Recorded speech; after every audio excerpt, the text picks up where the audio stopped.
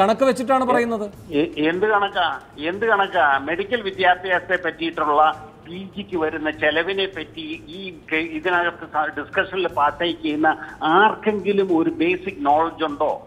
അത് ഉണ്ടെങ്കിൽ അതിന്റെ ഫിഗേഴ്സുമായിട്ട് വാ, നമുക്കിരിക്കാം. ഒരു നിമിഷം ടെലിഫോണിൽ തുടരുക. ശ്രീ ഷാജിർ ഖാൻ, അങ്ങേയറ്റം ബുദ്ധിമുട്ടിക്കൊണ്ട് ഇതിന്റെ നടത്തിപ്പ് ചെലവ് നേടിയെടുക്കാൻ പ്രയാസപ്പെട്ടും എന്നാൽ എല്ലാ അംഗീകൃത മാനദണ്ഡങ്ങൾക്കനുസരിച്ചും പ്രവർത്തിക്കുകയാണ് ക്രിസ്ത്യൻ മെഡിക്കൽ മാനേജ്മെന്റുകളുടെ സ്ഥാപനങ്ങൾ. അതുകൊണ്ട് ഇപ്പോഴത്തെ ഈ ഫീസ് ഘടന എന്ന് പറയുന്നത് അങ്ങേയറ്റം നീതീകരിക്കാൻ കഴിയുന്നതാണെന്നാണ് പറയുന്നത്. ശരിയാണോ ഇത്? അല്ല, എങ്ങനെയാണ് എന്ന് മനസ്സിലാകുന്നില്ല. കാരണം PG വിദ്യാർത്ഥികൾ വാസ്തവത്തിൽ ഈ 2009 20 ജിയോ നമ്പർ MS 20 2009 ഉത്തരവ് പ്രകാരം റെസിഡൻറ്റ് ഡോക്ടേഴ്സാണ്. അതായത് ഈ റെസിഡൻറ്റ് ഡോക്ടർമാരായിട്ട് ഈ ഹോസ്പിറ്റലുകളിൽ, ഈ കോളേജുകളോടനുബന്ധിച്ചുള്ള ഹോസ്പിറ്റലുകളിൽ അവിടെ രാവിലെ മുതൽ വൈകുന്നേരം വരെ പണിയെടുത്തുകൊണ്ടിരിക്കുകയാണ്. ഡ്യൂട്ടി ഡോക്ടർമാരായി ഡോക്ടർമാർ വെക്കുന്നതിന് പകരം ഈ PG ഡോക്ടർമാരെ അവിടെ ജോലിക്കാരാക്കി വെച്ച് അവരെ കൊണ്ട് പണിയെടുപ്പിച്ചുകൊണ്ടിരിക്കുകയാണ്. അപ്പോൾ ഡോക്ടർമാരെ വെച്ചാൽ ശമ്പളം കൊടുക്കണം, പക്ഷേ ഈ PG ഡോക്ടർമാരാണെങ്കിൽ ശമ്പളം കൊടുക്കേണ്ട കാര്യമില്ല. മറിച്ച് അവർക്ക് സ്റ്റൈഫൻഡ് കൊടുക്കുന്നു എന്നാണ് പറയുന്നത്. ഈ സ്റ്റൈഫൻഡ് എന്ന് പറയുന്നത് 5000 രൂപ കൊടുക്കുന്ന സ്ഥാപനങ്ങളാണ് കൂടുതലുള്ളത്. ഞാൻ എൻ്റെ കോളേജുകളുടെ കണക്കുകൾ വേണമെങ്കിൽ കൃത്യമായി പറഞ്ഞു തരാം. ഏതൊക്കെ കോളേജാണ് യഥാർത്ഥത്തിൽ ഈ 42,000 അല്ലെങ്കിൽ 30,000 രൂപ സ്റ്റൈഫൻഡ് കൊടുക്കുന്ന കോളേജുകൾ ഏതൊക്കെയാണ്? ഭൂരിപക്ഷം കോളേജുകളും 5000 6000 രൂപ സ്റ്റൈഫൻഡ് കൊടുത്തുകൊണ്ടിരിക്കുന്ന കോളേജുകളാണ്. ഇനി ഈ കുട്ടികൾക്ക് കൊടുക്കേണ്ടുന്ന സ്റ്റൈഫൻഡ് എന്ന് പറയുന്നത് ഈ പറയുന്ന ഉയർന്ന ഫീസ് വാങ്ങി അതിൽ നിന്നാണ് കൊടുക്കേണ്ടത് എന്ന് ആരാണ് പറയുന്നത്? അതിനെന്ത് ന്യായമാണുള്ളത്? നമ്മുടെ സർക്കാർ മെഡിക്കൽ കോളേജിൽ യഥാർത്ഥത്തിൽ PG ഫീസ് എത്രയാണ്? 65,000 രൂപ മാത്രമാണ്. ആ 65,000 രൂപയാണ് ആ 6,50,000 എന്ന രൂപത്തിൽ മെറിറ്റ് ഫീസ് എന്ന പേരിൽ നിശ്ചയിച്ച് കഴിഞ്ഞ വർഷങ്ങളിൽ വാങ്ങിച്ചുകൊണ്ടിരുന്നത്. അത് തന്നെ കൊള്ളയാണ്. ഇപ്പോൾ തീവട്ടിക്കൊള്ള നടത്തിക്കൊണ്ട് ആ 6.5 ലക്ഷം എന്നത് ഒറ്റയടിക്ക് 14 ലക്ഷമാക്കി വർദ്ധിപ്പിച്ചുകൊണ്ട് ഫീസ് ഏകീകരിക്കുന്നു എന്ന ന്യായം പറയുകയാണ്. അവിടെ കുട്ടികൾക്ക് സ്റ്റൈഫൻഡ് കൊടുക്കാൻ എന്ന ന്യായത്തിന്മേലാണ് ഈ 14 ലക്ഷമാക്കുന്നത്. അപ്പോൾ പിന്നെ മെറിറ്റ് എവിടെ? ആ മെറിറ്റിൻ്റെ മാനദണ്ഡങ്ങൾ എവിടെ? അതിനെല്ലാം അട്ടിമറിച്ചിട്ട് ഇപ്പോൾ പറയുകയാണ്, ഇതിൻ്റെ ചെലവിനെ പറ്റി പറയുകയാണ്. ഈ ജോർജ് പോളിനെ പോലുള്ള ആളുകൾ, വിദ്യാഭ്യാസ കച്ചവടം മാത്രം നടത്തിക്കൊണ്ടിരിക്കുന്ന ആളുകൾ, അവർക്ക് ലാഭത്തെക്കുറിച്ച് മാത്രം ചിന്തിച്ചാൽ മതി. അവർക്ക് ഇപ്പോൾ കിട്ടിക്കൊണ്ടിരിക്കുന്ന ലാഭത്തിൻ്റെക്കാൾ 10 മടങ്ങ് ലാഭം കിട്ടാനുള്ള ഒരു ധാരണ ഗവൺമെൻറ്റും മാനേജ്മെൻറ്റും തമ്മിൽ ഉണ്ടാക്കിയിരിക്കുകയാണ്. ആ ധാരണ വാസ്തവത്തിൽ ഈ പറയുന്ന ഈ ഫീ റെഗുലേറ്ററി കമ്മീഷൻ്റെ, പാവപ്പെട്ട ഫീ റെഗുലേറ്ററി കമ്മീഷൻ്റെ മേൽ അടിച്ചേൽപ്പിച്ചു. രാജേന്ദ്രബാബു കമ്മീഷൻ, അദ്ദേഹം ജസ്റ്റിസാണ് രാജേന്ദ്രബാബു. പക്ഷേ അദ്ദേഹത്തിന് മേൽ ഈ മാനേജ്മെൻറ്റുകൾക്ക് വേണ്ടി ഗവൺമെൻറ്റുമായി ഉണ്ടാക്കിയ ധാരണ, ആ ധാരണയിൽ ഒപ്പുവെക്കാൻ അദ്ദേഹം നിർബന്ധിതനായതാണ്. അതവിടെ നിൽക്കട്ടെ. പക്ഷേ എന്ത് ന്യായമാണുള്ളത്? 6.5 ലക്ഷം രൂപയിൽ നിന്ന് 14 ലക്ഷം രൂപ, 7.5 ലക്ഷം രൂപ മെറിറ്റ് വിദ്യാർത്ഥികൾ, മെറിറ്റ് എന്ന് പറയുന്ന, ഇപ്പോൾ പറയുന്നത് എന്താ? എല്ലാം മെറിറ്റാണെന്ന് പറയുന്നത്. എന്താ ഈ മെറിറ്റ്? ഈ മെറിറ്റും മാനേജ്മെൻറ്റും തമ്മിൽ ക്ലിയർ കട്ടായിട്ടുള്ള വ്യത്യാസം ഉണ്ടായിരുന്നു. ആ വ്യത്യാസം പൂർണ്ണമായി ഇല്ലാതാക്കപ്പെട്ടിരിക്കുന്നു. മെറിറ്റും മാനേജ്മെൻറ്റും ഒരേ കോട്ടയിൽ വന്നിരിക്കുന്നു.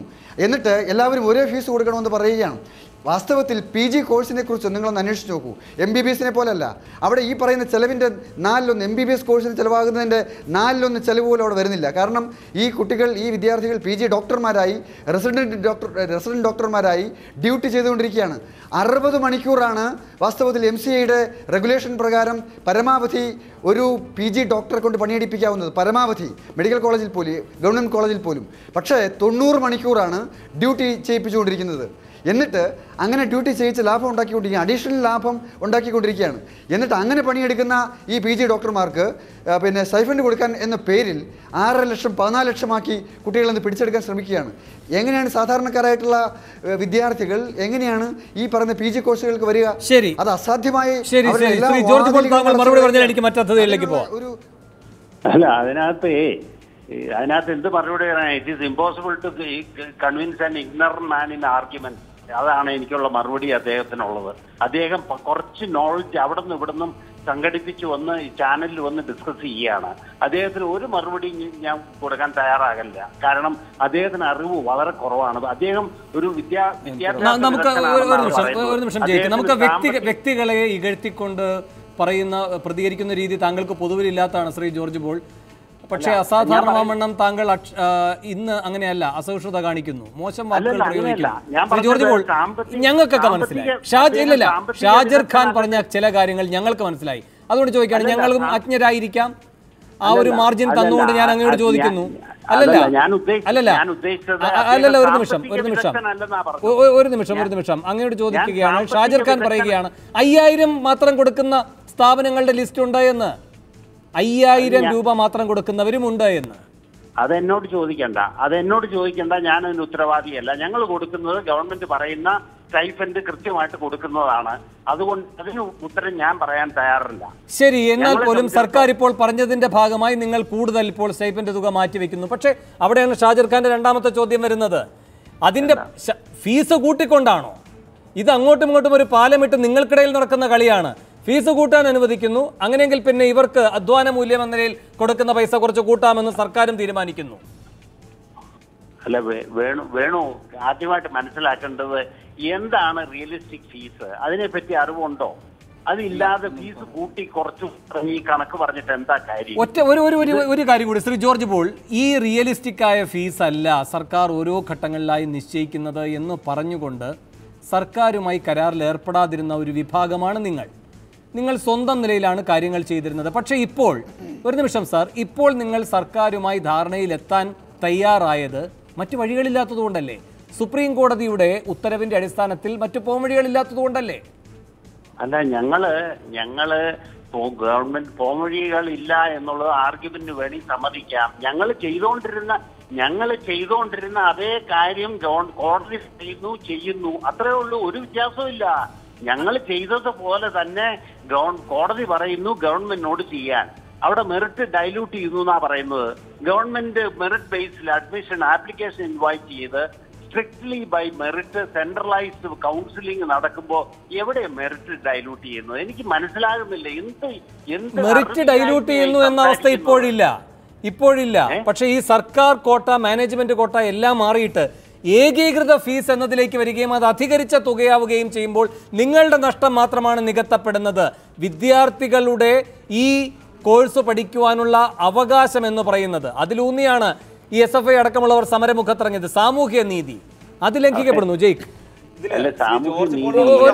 ഒരു നിമിഷം ശ്രീ ജോർജ് പോളിനോട് ഒന്ന് കമന്റ് ചെയ്യാതെ ഈ ചർച്ച മുന്നോട്ട് കൊണ്ടുപോകാൻ അസാധ്യമാണ്. കാരണം അദ്ദേഹം കുറെ നേരമായി അദ്ദേഹം ഒഴികെ ബാക്കി ആർക്കും മെഡിക്കൽ PG രംഗത്തെ സംബന്ധിച്ച്, സ്വാശ്രയ MBBS പ്രവേശനത്തെ സംബന്ധിച്ച്, റീസണബിൾ ആയ ഫീയെ സംബന്ധിച്ച്, അതിന്റെ സ്ട്രക്ചർ, അതിന്റെ ഘടന, ഇതിനെ സംബന്ധിച്ച് അദ്ദേഹം ഒഴികെ ബാക്കി ആർക്കും അറിയില്ല എന്നാണ് അദ്ദേഹം വ്യക്തമായി വിളിച്ചു പറയുന്നത്. ഞാൻ അതേ നാണയത്തിൽ തിരികെ ആക്ഷേപിക്കാൻ വേണ്ടി നിൽക്കുന്നില്ല. ഇതേപോലെ തന്നെ കഴിഞ്ഞ വർഷമൊന്നും ഇവർ കരാറിൽ ഏർപ്പെടാൻ തയ്യാറായിരുന്നില്ല. അപ്പോഴെന്തു ഇതിനേക്കാൾ കുറഞ്ഞ ഫീ നിരക്ക് ആ ഘട്ടത്തിൽ ഉണ്ടായിരുന്നല്ലോ. അപ്പോഴെന്തായിരുന്നു ഇവരുടെ ലക്ഷ്യം? ഈ ക്രിസ്ത്യൻ മാനേജ്മെന്റ് കേരളത്തിന്റെ ഭൂതകാല സ്വാശ്രയ ചരിത്രത്തിൽ ചെയ്തിട്ടുള്ളത് എന്താണെന്ന് എല്ലാവർക്കും അറിയാം. അതിനെ ഒന്നും വെള്ളപൂശിക്കൊണ്ട് ശ്രീ ജോർജ് പോൾ അല്ല, ആര് വന്ന് സംസാരിച്ചാലും ഈ കേരളത്തിന്റെ ഭൂതകാല ചരിത്രം അറിയാവുന്ന ഒരു മലയാളിയും നിങ്ങൾ പറയുന്ന വർത്തമാനം തൊണ്ട തൊടാതെ വിഴുങ്ങാൻ കേട്ടിരിക്കില്ല, അതിന് അനുവദിക്കുന്നതുമില്ല. കാരണം നിങ്ങൾ അങ്ങനെയായിരുന്നു കേരളത്തിന്റെ ഭൂതകാല ചരിത്രത്തിൽ മുമ്പ് ഇടതുപക്ഷ സർക്കാരുകളൊക്കെ അധികാരത്തിൽ വന്നപ്പോൾ ഉണ്ടാക്കിയ സ്വാശ്രയ കരാറിൽ നിങ്ങൾ എപ്രകാരമാണ് ഒളിച്ചോടിയെന്നൊക്കെ നല്ല ബോധ്യം ഈ നാട്ടിൽ വാർത്താമാധ്യമങ്ങൾ വായിച്ച ഓർമ്മയുള്ള മുഴുവൻ മനുഷ്യന്മാർക്കുമുണ്ട്. പിന്നെ ഇപ്പോൾ ഇവിടെ നിങ്ങൾ പറയുന്നു, ശ്രീ ഷാജിർ ഖാൻ ഉന്നയിച്ച ഒരു പോയിന്റ് വളരെ പ്രധാനപ്പെട്ടതാണ്, അതിനോട് കമന്റ് ചെയ്യാതെ പോകാൻ പറ്റില്ല. ഒന്ന്, ഈ PG ഡോക്ടർമാർ, കേരളത്തിലെ മുഴുവൻ മെഡിക്കൽ കോളേജുകളും 24 മണിക്കൂറും പ്രവർത്തിക്കുന്നത് വസ്തുതാപരമായി യഥാർത്ഥത്തിൽ ഈ PG ഡോക്ടർമാർ ഇങ്ങനെ സേവനം ചെയ്യുന്നതുകൊണ്ട് മാത്രമാണ്. യഥാർത്ഥത്തിൽ അവരുടെ സേവനം കൊണ്ട് മാത്രമാണ് ഈ മെഡിക്കൽ കോളേജുകൾ ഫംഗ്ഷൻ ചെയ്തു പോകുന്നത് തന്നെ. നമ്മുടെ നാട്ടിലെ മുഴുവൻ സാധാരണക്കാരും പാവപ്പെട്ടവരായ മനുഷ്യന്മാർക്ക് ഒരു ആശ്രയം ഇവരാണ്. അപ്പോൾ ഇവരുടെ ഫീസിൽ ഇത്ര ക്രമാതീതമായൊരു വർധനവ്, ആ ഫീസിൽ നിന്ന് ആ വർധനവ് ഉണ്ടായിട്ട് വേണം തങ്ങൾക്ക് മെഡിക്കൽ കോളേജ് നടത്താനെന്ന തനി കച്ചവടക്കാരുടെ വാദമാണ് ആര് പറയുന്നത്? ശ്രീ ജോർജ് പോൾ പറയുന്നത്. അതിനോടൊരു കാരണവശാലും അംഗീകരിച്ച് രമ്യതപ്പെട്ടു പോകാൻ ആവില്ല. ശ്രീ അനിൽകുമാർ വള്ളിൽ, ഞാൻ മനസ്സിലാക്കുന്ന തെറ്റാണെങ്കിൽ താങ്കൾ എന്നെ തിരുത്തണം. ക്രിസ്ത്യൻ മാനേജ്മെൻറ്റുകൾ മാത്രമാണ് സർക്കാരുമായി ധാരണയിലെത്തിയിരിക്കുന്നത്. താങ്കൾ പ്രതിനിധീകരിക്കുന്ന സംഘടനയിലെ സ്ഥാപനങ്ങൾ അങ്ങനെയല്ല. എന്തുകൊണ്ടാണ് നിങ്ങൾക്ക് സർക്കാരുമായി യോജിപ്പിലെത്താൻ കഴിയാതെ പോയത്? ശരിയല്ലേ ശ്രീ ഷംസുദ്ദീൻ?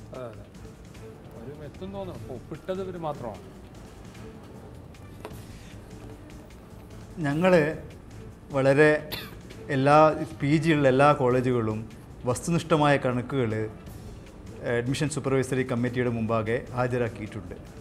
അത് പ്രകാരമുള്ള ഫീസ് ഞങ്ങൾക്ക് ലഭിക്കണമെന്ന് മാത്രമാണ് ഞങ്ങൾ ആവശ്യം. ഇപ്പോൾ ഗവൺമെൻറ് ക്രിസ്ത്യൻ മാനേജ്മെൻറ്റുമായിട്ടുണ്ടാക്കിയ അഗ്രിമെൻ്റ് പ്രകാരമുള്ള ഫീസ് പ്രകാരം ഞങ്ങളോട് കുട്ടികളെ അഡ്മിറ്റ് ചെയ്യാൻ വേണ്ടി പറഞ്ഞു. ഞങ്ങൾ അഡ്മിറ്റ് ചെയ്യാൻ തയ്യാറാണ്, പ്രൊവൈഡഡ് അഡ്മിഷൻ സൂപ്പർവൈസറി കമ്മിറ്റി ഈ ഫീസ് കുറവാണ്, അവർ ഫിക്സ് ചെയ്യുന്ന ഫീസ് ഇതിനേക്കാൾ കൂടുതലാണ് എന്ന് നാളെ കണ്ടെത്തുകയാണെങ്കിൽ ആ ഫീസ് തരാൻ ഇപ്പോൾ അഡ്മിറ്റ് ചെയ്യുന്ന കുട്ടികൾ ബാധ്യസ്ഥരായിരിക്കും എന്നൊരു അണ്ടർടേക്കിങ്ങിൽ ഞങ്ങൾ അഡ്മിറ്റ് ചെയ്യാൻ തയ്യാറാണെന്ന് ഇന്ന് ഗവൺമെൻറ്റിന് ഞങ്ങൾ അറിയിച്ചിട്ടുണ്ട്. ഗവൺമെൻറ്റിന് നാളെ മുതൽ അഡ്മിഷൻ പ്രോസസ്സായിട്ട് മുന്നോട്ട് പോവാം. അപ്പം ഈ ശ്രീ ജോർജ് പോൾ നേരത്തെ പറഞ്ഞാണ് ശരി. അതായത് ക്രിസ്ത്യൻ മാനേജ്മെന്റ് നിങ്ങളോടാണ് പറഞ്ഞിരിക്കുന്നത് ഈ ഫീ റെഗുലേറ്ററി കമ്മീഷൻ ഇത് പ്രൊവിഷണലായിട്ടാണ് തൽക്കാലം നിശ്ചയിച്ചിരിക്കുന്നത്, പിന്നെ വേണമെങ്കിൽ അത് മാറ്റാം. അത് നിങ്ങളുമായുള്ള ആശയവിനിമയത്തിന്റെ ഭാഗമായിട്ട് എത്തിയതാണ്. ഫീ റെഗുലേറ്ററി കമ്മിറ്റി ഞങ്ങൾ കൊടുത്തിരിക്കുന്ന അക്കൗണ്ട്സ് ഓഡിറ്റ് നടത്തിയിട്ട് കൃത്യമായുള്ള ഒരു ചെലവിലേക്ക് എത്തിയിട്ടില്ല. കൃത്യമായുള്ള ചെലവ് നിങ്ങൾക്ക് വേണമെങ്കിൽ മറ്റുള്ള സംസ്ഥാനങ്ങളിൽ പരിശോധിക്കാം, കർണാടകയിൽ പരിശോധിക്കാം, ആന്ധ്രയിൽ പരിശോധിക്കാം, തമിഴ്നാട് പരിശോധിക്കാം. അവിടെയെല്ലാം 35 lakhs to 60 lakhs ആണ് PG യുടെ per year fee. 35 lakhs to 60 lakhs per annum. അതായത് അത്രയും ചെലവുകൾ വരുന്നുണ്ട്. ശാസ്ത്രീയ മെഡിക്കൽ കോളേജ് നടത്തുമ്പോഴുള്ള ചെലവ് ഇപ്പോൾ ഈ ശ്രീ ഷാജിർ ഖാൻ പറഞ്ഞതുമാതിരി 5000 കോളേജ് നടത്താൻ പറ്റില്ല. നിങ്ങൾ എത്ര കണക്കുകൾ കൊണ്ട് ഈ കമ്മീഷന്റെ മുൻപാകെ വെച്ചാലും ഇപ്പോഴുള്ളതിന്റെ നേരെ ഇരട്ടി എന്തായാലും കിട്ടാൻ പോകുന്നില്ല. താങ്കൾ പറഞ്ഞു മറ്റിടങ്ങളിലെല്ലാം 35-ൽ താഴെ ഇല്ല. അപ്പോൾ ഇപ്പം നിശ്ചയിച്ചിരിക്കുന്നത് 14 അതിൻ്റെ ഇരട്ടി തന്നെ പ്രതീക്ഷിക്കുക. അപ്പോഴും 28 ആവുന്നുള്ളൂ. ബാക്കി 7-ൽ നിങ്ങൾ നഷ്ടം സഹിച്ച് നിൽക്കും. അങ്ങനെയാണോ? ഞങ്ങൾ കൊടുത്തിരിക്കുന്ന ഫീസ് പ്രകാരം 30 ലക്ഷമാണ് ഞങ്ങൾ യൂണിഫോം ഫീസ് മാനേജ്മെൻറ്റ് കോട്ടയിൽ ആവശ്യപ്പെട്ടിരിക്കുന്നത്. 30 ലക്ഷം രൂപയാണ് ഞങ്ങൾ അഡ്മിഷൻ സൂപ്പർവൈസറി കമ്മിറ്റി മുമ്പാകെ കൊടുത്തിരിക്കുന്നത്. അങ്ങനെയെങ്കിൽ ശ്രീ ജോർജ് പോളിനെ പോലുള്ളവർ എപ്പോഴും അവകാശപ്പെടുന്ന ഒരു കാര്യമാണ്, നിങ്ങളെക്കാൾ അവരുടെ സ്ഥാപനങ്ങളാണ് ഈ പറയുന്ന എല്ലാ മാനദണ്ഡങ്ങളും പാലിച്ച് പ്രവർത്തിക്കുന്നത് എന്ന്. അവിടെ ഇത്രയും ചെലവ് വരുന്നില്ലല്ലോ ശ്രീ അനിൽകുമാർ വെള്ളിൽ. കേരളത്തിലെ ശാസ്ത്രീയ മെഡിക്കൽ കോളേജുകൾ പല തട്ടിലാണ്. ജോർജ് പോൾ പ്രതിനിധീകരിക്കുന്ന കോളേജുകൾ വളരെ 50 കൊല്ലം 60 കൊല്ലമൊക്കെ പ്രവൃത്തി പരിചയമുള്ള പ്രവർത്തിച്ചു വന്നു വരുന്ന സ്ഥാപനങ്ങളാണ്. അവർക്ക് ഗവൺമെൻറ്റിൽ നിന്ന് ധാരാളം ആനുകൂല്യങ്ങൾ ഒരു കാലഘട്ടത്തിൽ കിട്ടിയിട്ടുണ്ട്, ഭൂമിയായിട്ടും മറ്റു ഫണ്ടുകളൊക്കെ ആയിട്ടും. അപ്പോൾ അവരുടെ ആശുപത്രികളെല്ലാം വളരെ നല്ല നിലയിൽ നടത്തുന്നു. അവർക്ക് ആശുപത്രിയിൽ ധാരാളം റവന്യൂ കിട്ടിക്കൊണ്ടിരിക്കുന്നു. അപ്പോൾ നമ്മൾ ഓരോരോ കോളേജിൻ്റെയും വരവ് ചെലവ് കണക്കുകളെയാണ് നോക്കേണ്ടത്. ആ വരവ് ചെലവ് കണക്കുകളിൽ ഇത് ശാസ്ത്രീയ കോളേജുകളാണ്. ആ കോളേജിൽ നിന്ന് എന്ത് റവന്യൂ നിങ്ങൾ ഉണ്ടാക്കി? ഞാൻ താങ്കളേക്ക് തിരികെ എത്താം. ശ്രീ എൻ ശംസുദ്ദീൻ, ഇവിടെ അപകടം മണക്കുന്നത് PGയിൽ ഇപ്പോൾ ഇവർ 30 ആവശ്യപ്പെടുക, അത് കൊടുക്കാൻ പോകുന്നില്ല. ഈ 14-ൽ തന്നെയായിരിക്കും ഗവൺമെൻറ് നിൽക്കുക. പക്ഷേ ഈ നഷ്ടം MBBSൽ നികത്തി കൊടുക്കും. ഇതാണ് സംഭവിക്കാൻ പോകുന്നത്. അതാണെന്ന് പ്രതിപക്ഷവും ഉന്നയിച്ചിരിക്കുന്നത്. ഇവിടെ കഴിഞ്ഞ തവണ ഈ സർക്കാർ വന്ന് 100ാമത്തെ ദിനം ആദ്യ പാരിതോഷികം കിട്ടിയത് സ്വാശ്രയ മാനേജ്മെൻറ്റുകൾക്കാണ് എന്ന്. 4 വർഷം UDF 47,000 രൂപയാണ് ആകെ വർദ്ധിപ്പിച്ചത്. ഇവിടെ ഒറ്റയടിക്ക് 65,000 രൂപയാണ് വർദ്ധിപ്പിച്ചത്. അപ്പോൾ അങ്ങനെ ഒരു ആവശ്യവും അവരുടെ ഭാഗത്തു നിന്ന് വരാതിരിക്കുന്ന ഘട്ടത്തിൽ പോലും ഇത്ര അധികരിച്ച ആനുകൂല്യം അങ്ങോട്ട് കൊടുത്തവർ അടുത്ത തവണ എന്താണ് ചെയ്യില്ല? അതിൽ വേറൊന്നുകൂടി ഉണ്ട്. ഈ സമരവും പ്രക്ഷോഭമൊക്കെ ഉയർന്നു വന്ന ഒരു ഘട്ടത്തിൽ ഫീസ് കുറക്കാൻ മാനേജ്മെൻറ്റുകൾ തയ്യാറായപ്പോൾ അങ്ങനെ നിങ്ങൾ പ്രതിപക്ഷമായിട്ട് ആലോചിച്ച് ഫീസ് കുറക്കുകയാണെങ്കിൽ അത് സമ്മതിക്കില്ല എന്നുള്ളൊരു സ്റ്റാൻഡ് അന്ന് മുഖ്യമന്ത്രി എടുത്തത് വളരെയേറെ വിമർശന വിധേയമായി. അപ്പോൾ ഇവിടെയുള്ള പ്രശ്നം ഇതാണ്. സ്വാശ്രയ നിയമത്തിൽ പല കാരണങ്ങളാൽ സ്വാശ്രയം എന്ന ആശയം കൊണ്ടുവന്നത് കേരളത്തിലെ UDF ആണ്. അതിൽ ഞങ്ങൾക്കുണ്ടായിരുന്ന ഒരു കൺസെപ്റ്റ് 50% മെറിറ്റും എപ്പോൾ വേണമെങ്കിലും പറയട്ടെ 50% മെറിറ്റും 50% മാനേജ്മെൻറ്റുമായിട്ട് നടക്കണം. പാവപ്പെട്ട കുട്ടികൾ ഗവൺമെൻറ് ഫീസിൽ, അതായത് ഗവൺമെൻറ് കോളേജുകളിൽ പഠിക്കുന്ന ഫീസിൽ 50% കുട്ടികൾക്ക് പഠിക്കാൻ കഴിയണം. സ്വാഭാവികമായും മാനേജ്മെൻറ്റ് സീറ്റ് എന്ന് പറഞ്ഞാൽ ഉയർന്ന ഫീസായിരിക്കും. അപ്പോൾ അത് ഈ 2 സ്വാശ്രയ കോളേജുകൾ സമം ഒരു സർക്കാർ കോളേജ് ആവണം. ഇതിലൊക്കെയാണ് നമ്മൾ കൊണ്ടുവന്നത്. പിന്നീട് അത് ഒരുപാട് വ്യവഹാരങ്ങളിലൂടെ കോടതികളും അതിൽ പരസ്പര വിരുദ്ധമായ ഉത്തരവുകളെല്ലാം കൊടുത്ത് അവിടെ നിന്നെല്ലാം അത് ട്രാക്ക് തെറ്റി. പിന്നെ കഴിഞ്ഞ ഗവൺമെൻറ്റിൻ്റെ സമയം വരെ എത്തുമ്പോൾ ഞങ്ങളത് പരമാവധി വിദ്യാർത്ഥി പക്ഷത്ത് നിന്നുകൊണ്ട്, കാരണം കോടതി വിധികൾ നിയമം നമുക്ക് പാലിക്കാതിരിക്കാൻ പറ്റില്ല, വിദ്യാർത്ഥി പക്ഷത്ത് നിന്നുകൊണ്ട് ഞങ്ങളത് പരിപാലിച്ച് പോരാൻ ശ്രമിച്ചു. ഇപ്പോൾ ഈ സർക്കാർ ഇവിടെ